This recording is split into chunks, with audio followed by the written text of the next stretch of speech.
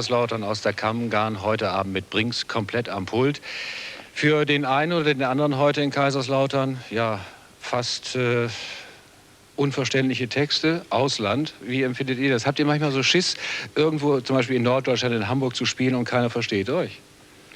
Ja, was heißt Schiss? Ne, Schiss zu spielen haben wir nicht. Dass die uns nicht verstehen, das mag sein hin und wieder. Ne? Aber ich glaube, Musik, also zum Beispiel, als ich zum ersten Mal die Beatles gehört habe, habe ich auch nicht verstanden. Aber ich habe gewusst, was sie gesungen haben. Also ich glaube, mit dem Verstehen, das ist nicht so wichtig. Und wenn die Leute sich mit der Mucke beschäftigen, dann kriegen die auch irgendwann mit, was wir singen. Bin ich sicher.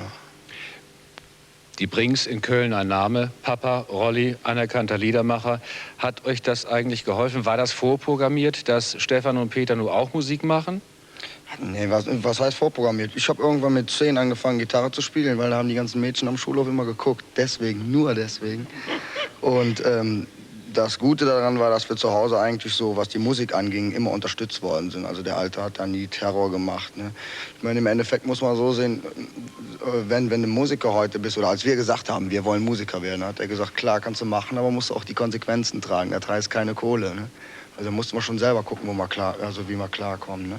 Ihr habt als damals so Ende der 80er als Band No Excuse angefangen, habt dann ein Demo eingespielt, habt das bei der Plattenfirma eingereicht und seid beim ersten Mal rausgeflogen. Das zieht doch unheimlich runter, ne?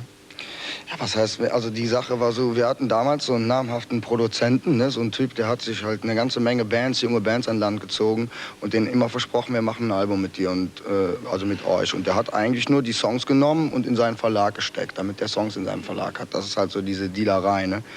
Und er hat das wohl auch bei dieser Plattenfirma, bei der wir jetzt sind, ist das auch eingereicht worden. Und die hatten wohl auch mehr oder weniger Interesse dran, aber das ist niemals so weit gekommen. Das hat schon wehgetan, aber das ging nachher, ging das so richtig ans Eingemachte. Der hat mir gesagt, ich könnte nicht singen und so. Und hat weiß ich, Harry, der wäre nicht gut genug. Und so Theater hat er so versucht, dann in der Band da so rumzustechern. Wir haben das Ding überlebt und sind zusammengeblieben. Am Ende von diesem ganzen Ding ist der Mats dazugekommen.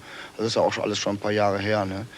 Und wir sind zusammengeblieben. Das ist eigentlich das Wichtigste, dass wir zusammen da unser Ding gemacht haben. Und ich glaube, für uns war auch wichtig, dass wir am Anfang nicht direkt so einen Deal hatten und unter so einem Druck standen. Ne? Dass wir erstmal nur Musik gemacht haben, weil wir da Bock drauf hatten. Und träumen ist ja auch wichtig. Ne? Das ist ja wichtig. Sind die mittlerweile auf der Strecke geblieben, die Träume? Nee, ich wollte gerade sagen, wir träumen immer noch davon, dass das mal so richtig abknallt. Aber sag mal, wir haben jetzt eine Basis und wir haben zu Hause eine richtig solide Basis. Und ich glaube, wenn das so weitergeht, ich denke immer so, was die Jungs und die Mädels zu Hause kapieren die auch irgendwann in Hamburg. Das muss einfach so sein. Stichwort geknallt. Es gibt einige Kölner Bands, bei denen hat's geknallt, Bab zum Beispiel. Und ich habe manchmal das Gefühl, dass sie auch so ein bisschen das Gefühl zur Basis verloren haben. Bei euch ist das, glaube ich, überhaupt nicht. Also ihr zieht noch durch die Kneipen, spielt noch in den Kneipen. Also ihr seid eigentlich noch richtig basisbezogen. Ja, wir spielen noch in den Clubs. Ne? Zu Hause, da können wir auch schon. Wir haben dieses Jahr zum ersten Mal in der Sporthalle gespielt. Das ist auch so also die größte Halle bei uns, die es gibt. Und also die Leute sind gekommen. Ne? Wir haben denen angedroht, wenn ihr nicht kommt, spielen wir nur noch in Düsseldorf. Und da sind sie alle gekommen. Also das brauchen wir nicht nach Düsseldorf. Aber so draußen, also zum Beispiel hier haben wir noch nie gespielt. Ne? Und das ist jetzt das erste Mal, dass wir hier sind. Und man muss halt da durch. Ich glaube, eine Kapelle wie wir, die muss live überzeugen. Das ist irgendwie wie so ein Boxer irgendwie. Der fängt an, irgendwann unten sich rumzukloppen in der Kneipe und irgendwann kriegt er dann halt diesen dicken Ring um.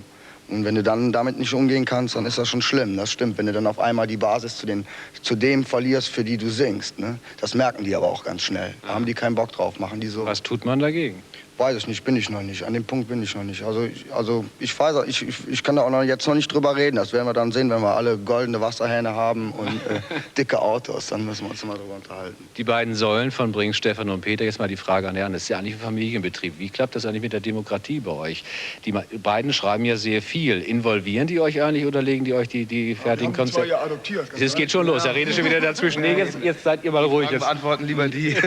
Nee, nur mal Butter bei die Fische. Erzähl mal. Ja, ich meine, Blut ist immer dicker als Wasser, das weiß auch jeder irgendwie, aber wir haben eigentlich schon eine gute Demokratie. Also ich meine, ich bin ja von Anfang an dabei mit den 2 Jungs und es hat bis jetzt immer gut geklappt und ich meine, heutzutage, klar, der Tourbegleiter ist aus der Familie, also irgendwie ist ein bisschen Familienbetrieb ist es eigentlich schon, aber es ist nicht schlimm auf jeden Fall. Gib den Tisch nicht. Es ist nicht schlimm, es hält doch alles irgendwie zusammen und sagen wir auch so Stress, das wird es in jedem Betrieb geben, auch wenn du keinen Familienbetrieb hast und so. Und wie klärt ihr untereinander Stress? Kloppt ihr euch oder wie funktioniert das? Kommt schon mal vor, also wir haben schon mal gekloppt, wir beide.